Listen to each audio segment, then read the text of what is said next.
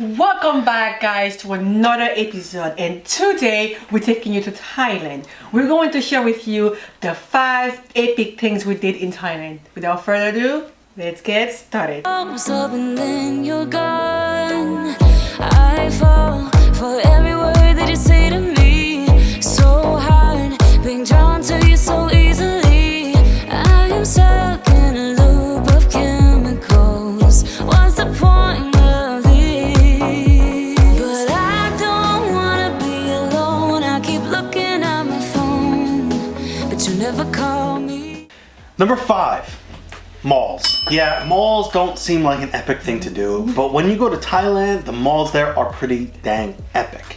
They're gigantic. There's like 4 of them in Bangkok, all connected, gigantic. The art in them, the design, everything is just beautiful. Yeah. And pretty amazing how big they are. The way they decor their little store is so nice. Oh, You know, yeah. Each one of them are super unique, and it's like they have countless of restaurants you can eat at, which is really cool. Oh, yeah. There was one of the malls, it had different like countries in the mall. Yes. So one level was like Europe and like England and France and stuff like that, and another was like Japan. It was crazy. This thing is huge. I think it's bigger than my head. And that's saying something. Is it bigger than my head? No, it's really saying something. It is bigger than my head. Wow. Also at the malls, the food there is reasonably priced, but the clothing and stuff like that is usually more on the expensive side, like more towards American prices, not necessarily American prices, but you know, avoid shopping there if you can. But it is a great experience to go check out. Yeah. Number 4, night market. If you go to Thailand, you cannot just skip the night market. They are so fun, and I realized that Thai people usually go out at night to hang out. So in the morning or during the day, everything will be kind of calm and whatever. But at night, everybody goes out, and then you have the night market. It's hot. They want to avoid the sun. They like their skin to be very white and not tan. And it's hot. It's hot during the day. Yeah. So it's nice. Night markets are really cool. There's a The lot of food are cheap. You have bars, you have music, you have dance floor. You can buy clothes sometimes. Yeah. It's fun. Bought some souvenirs for my family while I was there. Yeah, there's music. Did you mention? Yeah, they have DJs and They have stuff live like music that. sometimes. They have cheap beer, cheap food, all good. How much did we eat at that one night market? We ate a lot. Yeah, it's a great way Newsflash. to actually experience Thai cuisine because the food are cheap, and if you choose a good night market where it's clean, you can just go from vendors to vendors and try different food, which is really cool actually. That's what we did. Also, you can eat bugs. Someone here ate bugs. Yes, I did it. I She was don't like, know. why don't you want to eat it? You're not bad enough. I just don't want to. I don't want to. I don't need to. You wanted to. I had warm. Worms, yeah. Yeah, they look like french fries. And she spilled them by accident. Shocker. Well, if they can do it, but I can't do it.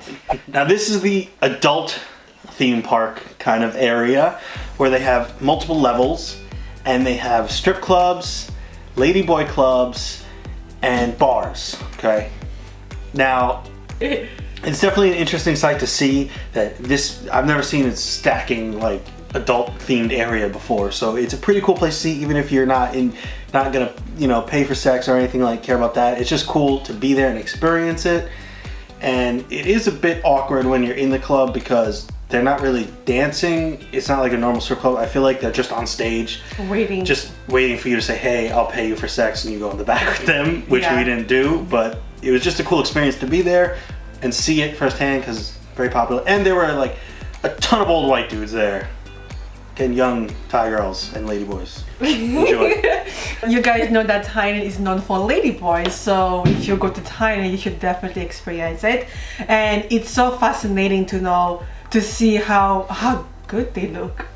You know, they don't look like ladyboys. They literally look more feminine sometimes than even women, and it's beautiful. So, Actually, they are everywhere. yeah. They are absolutely everywhere, and if you are a single man passing by, they just grab you. Yeah, I tried to get some footage of that, but I missed it. But yeah, It's crazy here. it's pretty crazy. This block is pretty crazy. There's pretty much hookers all over the place. Also, don't buy beers there at the club. it's like really pricey. It's like American New York City prices almost for what we got. So keep that in mind, but enjoy otherwise. If you want to buy beer, stay away from that. After all, Thailand is full of 7-Eleven. So go to any 7-Eleven, drink your beer, and then go to the plaza. And since we are cheap as fuck, we cannot go to a bar, so we're having our joke on the street. Yeah. And it's pretty fun because the music is super loud. You see people passing by. It's basically like a bar on the street. That's true. You just pay for less money. True. And Go I love 7-Eleven. There's like 10 7-Elevens on this one block. It's crazy. One thing that happened that was a bit uncomfortable was when we went to one of the clubs, and apparently it seems like they never really met a black person before. And as soon as I got inside of the club, all eyes were on me, which was like super uncomfortable. And the next second I know, they were coming to me, talking to me, and touching my skin, touching my hair to see how it feels like. And I would say that's actually all over Thailand. When you're traveling, it's like they are not really used to see black people, so they will be staring at you or touching your skin or like, oh, Africa, Africa, which is a bit uncomfortable sometimes.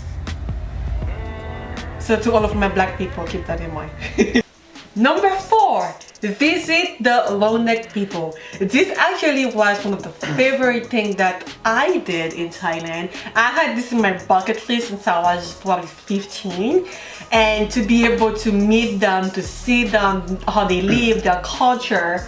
Hear the story, why and how it all happened and started and why they still do it. Some still do it, some don't. You know, it was pretty interesting. It's fascinating, and they are so nice, and they are so happy to welcome you, to tell you their story. And just one thing, if you go visit them, make sure to buy a souvenir because they cannot work. They are basically illegal, so they only survive based on the things that they made, and then tourists come and buy their product. So They have some beautiful stuff there. they do. Some of those scarves, they were all very colorful and beautiful. You know, she had to buy a statue of one of them, so. And that's one place I actually felt really happy and beautiful because compared to Thai people, the long-necked women find dark skin beautiful. So. So the reason they started to wear these rings is because of tiger attacks. Back in the olden times when the men would go off and hunt and they would be alone and be vulnerable and they would get attacked and the tiger would bite them on the neck and kill them. But they found out if they protect the neck and the tiger bites them in the arm, they still survive. So they put these rings around their neck and it protects them from tiger attacks. They actually start wearing the ring at the age of 5, and every 2 years they add another one. So basically, a lot of people think that their neck get longer. It's actually not true. Their shoulder get lower. So even if they want to take the rings off, they can still take it off and they will be able to walk. They will be absolutely fine. Yeah, their head's not going to fall over or anything. It's still supported. Yeah, You and know? as of today, obviously they don't get tiger attack anymore. If they want to keep wearing the ring on the neck, they can because it's considered as beautiful now for them. We actually took a tour to go there because it was very far away and we didn't want to drive our scooter like 4 hours, 8 hours. It was long. It was a long drive. We went to a couple different places, but it was a long day, okay? And we didn't have as much time there as we would like to because that's how tours usually run. You get a bunch of different things, but it's a short amount of time, which is okay. But what was my point?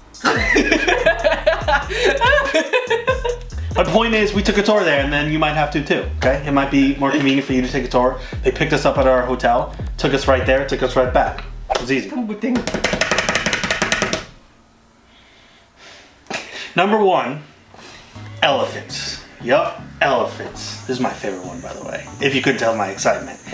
You could take a tour and go visit some freaking elephants. You can pet them, you can feed them. You shouldn't ride them because we didn't ride them and you're not supposed to. But you go on a tour. You have to go on a tour for this one. I pick you up at your hotel and you go visit some elephants at the elephant sanctuary. You can go to the big elephant sanctuary, or there's the one we chose was a tribe living with elephants and they took care of them and fed them. And I think that was a more rewarding experience and they seem to treat them very well, which I'm very excited about. And their skin is super rough. That's so true. It's so true. Touching them was so weird at first, and then their trunks are like like little alien tentacle arms. It's weird at first, but then you get used to it. And their skin is very rough, but they're very gentle creatures. Yeah, I love them. So if you're going to Thailand, of course you're gonna want to play with the elephant and see them, but just make sure that you choose a tour that treats the animals properly, because you don't want to abuse them. And the more we actually support sanctuary that cares about the animals, the better it is, the more sanctuary that's gonna treat them better. So just keep that in mind. So here we are with some elephant asses right in my face. We booked a tour through Elephant Nature Park to the Karen experience, where you get to walk with the elephants, bathe with the elephants, eat with the elephants, well, feed them. Basically, they're making us do work and paying for it. That's not true. Anyway, it was totally worth it. And they didn't force the elephants to do anything they didn't want to, because one of the elephants, there was about 4 of them there, one didn't want to go in the mud bath. He just went right to the river and he just walked off on his own and did it. So they weren't forcing him to go anywhere or using them to go anywhere or anything. Those are 5 epic things that we did in Thailand. We really hope you enjoyed this video. Yep.